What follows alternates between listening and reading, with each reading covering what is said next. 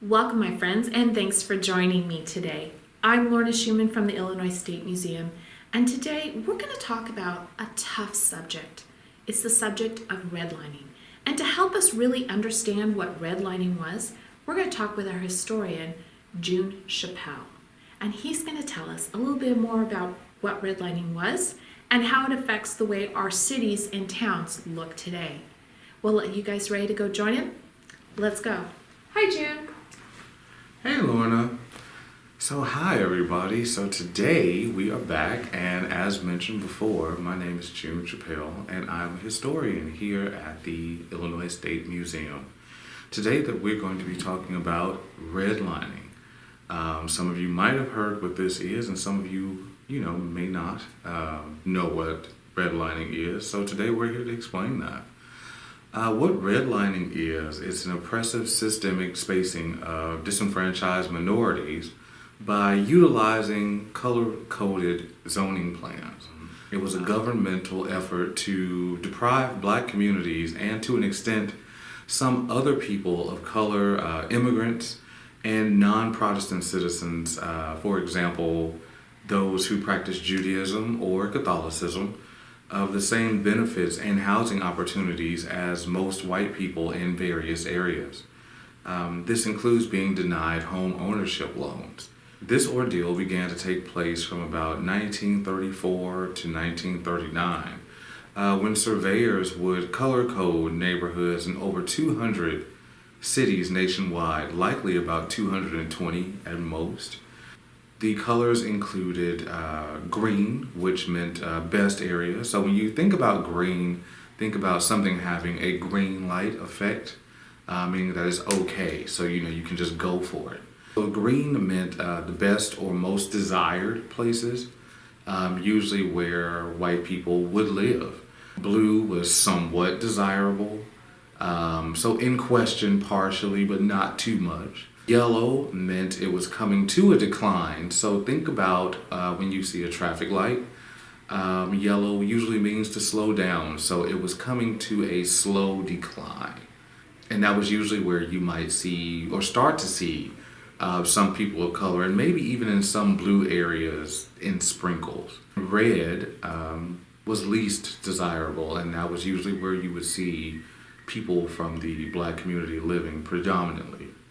All areas marked in red were usually considered hazardous or too risky by lenders in said areas. Thus, the term redlining began. This is mainly due to structural racism. Even after the 1968 Fair Housing Act, many black and brown people still found themselves within the U.S. Heavily impacted by discriminatory practices such as this. Places like Chicago and Springfield are just two out of many areas in our country, or even in our state, still feeling the sting of this particular type of segregation.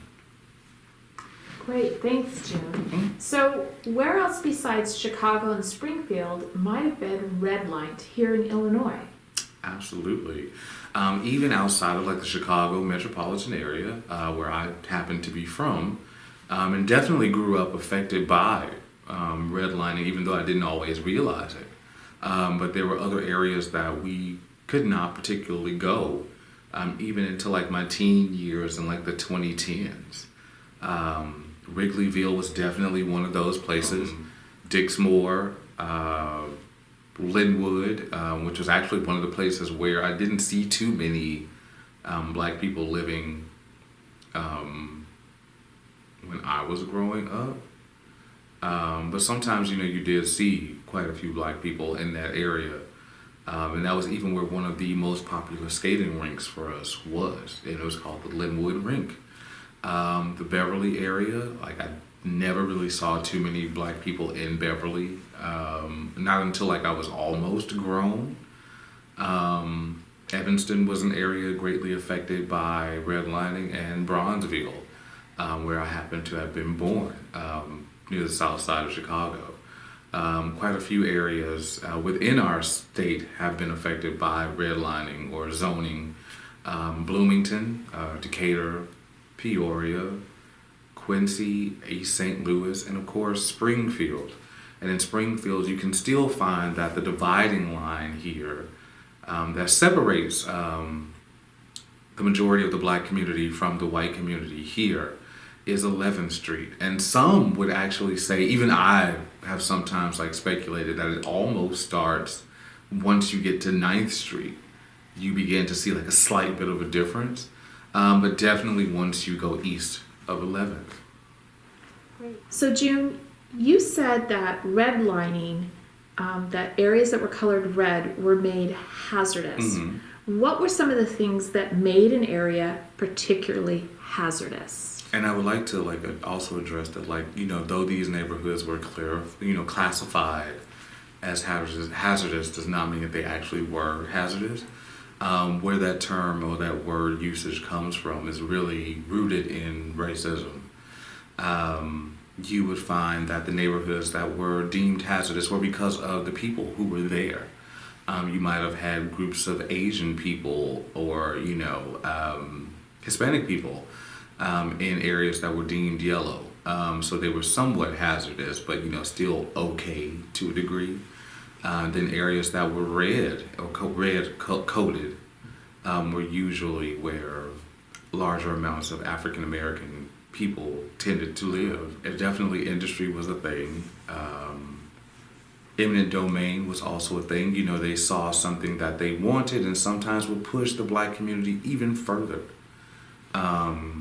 eastward, here in Springfield in particular, to take over properties, knock them down, and build things that usually catered more so to the white population in that area. Restaurants, bars, shopping, shopping facilities, for example, that were likely run by black people were usually moved or torn down, etc. Homes, people were displaced in order to make room.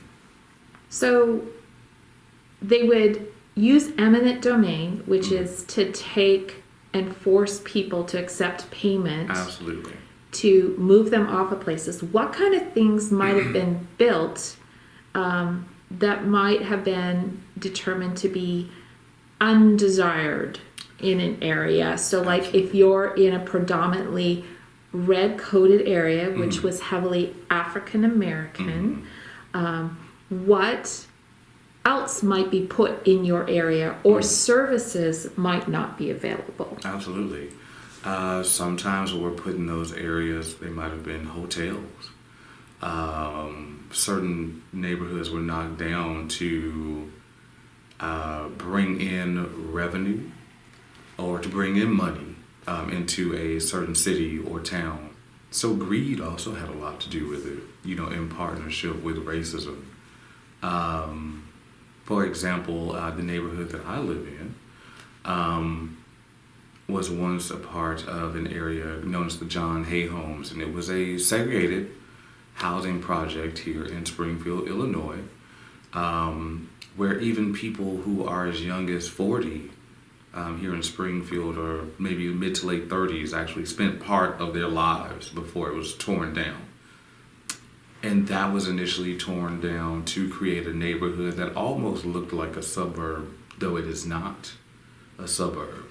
But it was created that way, my neighborhood in particular, to increase the city's revenue. So some people managed to remain in that area, but a lot of people did lose their homes and were displaced by that. Just to go a little bit further south to St. Louis, there's an area there that was once called Kidlock, and it was a incorporated town founded and built up by black people. Now there sits part of the airport in St. Louis. How have you been aware of red coating and redlining in your life, like when you lived in Chicago or even here in Springfield? I'll start with Springfield. When I first moved to Springfield, we were actually on the west side of town. I was a teenager at the time, and I didn't pay as much attention to it. There was definitely culture shock because more so everyone around me was, white. In our particular neighborhood, there were more white people or people who were of East Asian ancestry or East Indian ancestry in that particular area, and there weren't a lot of black people that I knew. But once we moved to the east side shortly after, I noticed the change. The neighborhoods looked different. The streets were not kept as well as, the streets in neighborhoods, places like Jerome, even, on the west side of town, which is almost like a township within Springfield. And of course, like also with redlining, I am from Chicago originally. I was born in an area called Bronzeville. That was also kind of a result of redlining. And Bronzeville in itself was almost like a black Wall Street of the U.S. Black businesses, doctors, lawyers, real estate owners, like, my great-great-grandfather, his name was William Butler Chappelle II. But my whole world growing up on the south side of Chicago was definitely a result of redlining. But when I was a kid, I didn't really realize it as much. My whole world was just black, like there was just black people as far as the eye could see. And, some pockets of like Latinx or Hispanic neighborhoods nearby or not too far away. But for the most part, it was like, just black people. Even some of those black people were Latinx that I grew up knowing. I didn't really pay much attention to it, but it was definitely a result of redlining that wasn't really brought to my attention until probably senior year of high school. And I was just like, wow, like that happened. Like, I'm finding out that my neighborhood at one particular point in time was, majority people of Irish or Italian ancestry or people who were Jewish. And it wasn't something that I was really made privy to. When I was a kid, even my dad really didn't even talk about it. And we were the second black family to move into our neighborhood around 1959, 1960, after a family known as the Hasty family, who were originally from New York. But, store owners were black. The man who made the trophies for events around the community was a black man. Managers in stores were black. People who owned restaurants were black. Like, that was all I knew.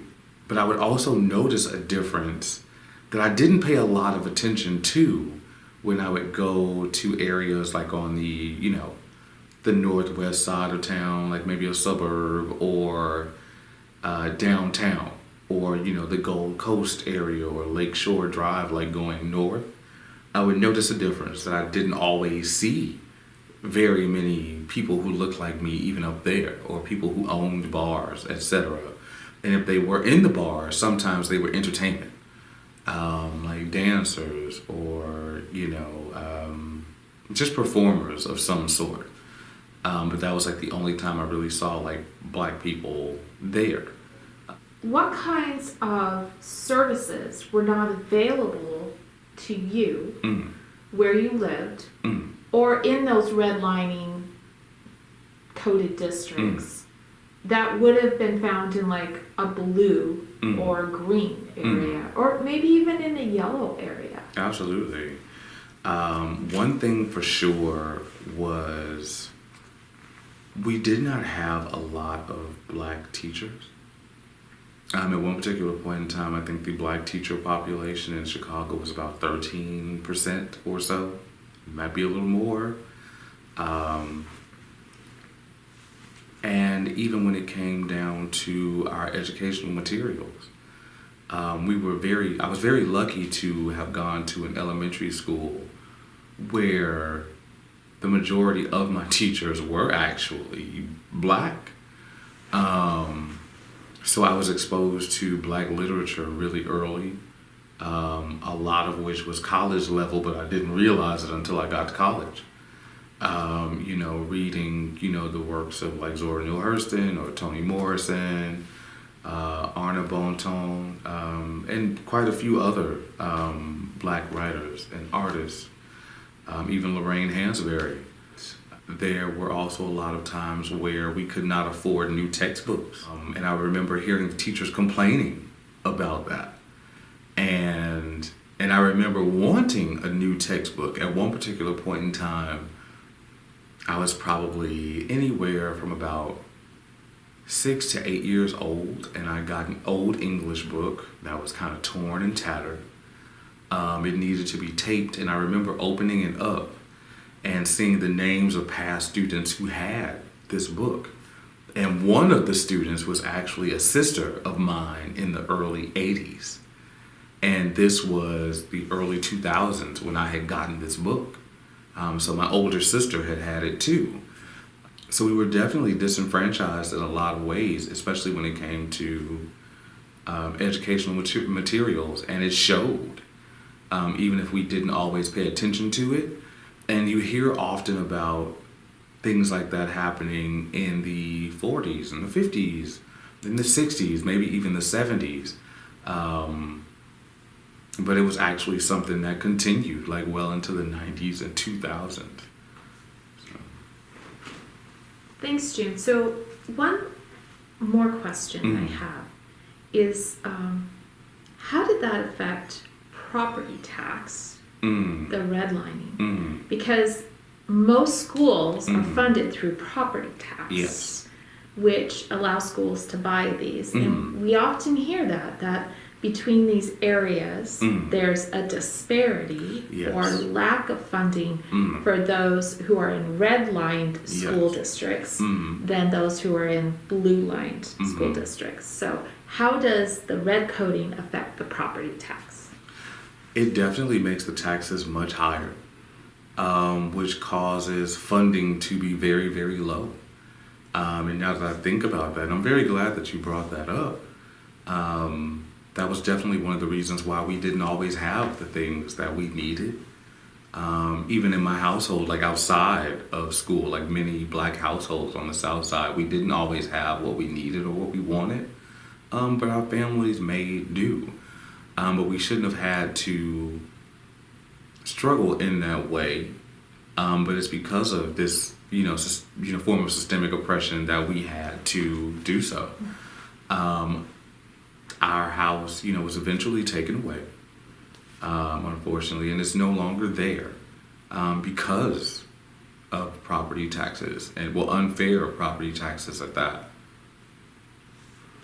So did that also play out in the type of loans and the percentage of interest you have to pay on a house loan? Was Absolutely. It different between the blue and the red? Absolutely.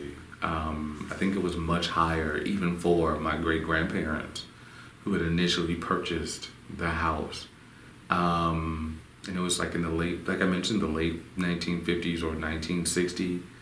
And even into the 2000s and like the 2010s when I was like in high school about to graduate, paying it off was still a concern. So I would say that was like it's like a 50-year effect. It just kind of lasted, and usually on average it does not take people who live in predominantly white neighborhoods that long usually to pay off a house. But 50 years later, my family was still paying off this home. Thank you. You're welcome. June, you've given us a lot to think about today. Thank you. Anything else you want to say about redlining and the effects as to today? Absolutely. I definitely want you all to, pay attention to it as much as you can. Read up on it, even on your own. But I do encourage you to study this and look it up on your own. It won't always be pretty. It will be overwhelming sometimes. But these are things that you need to know in order to operate as knowledgeable young humans growing into adults.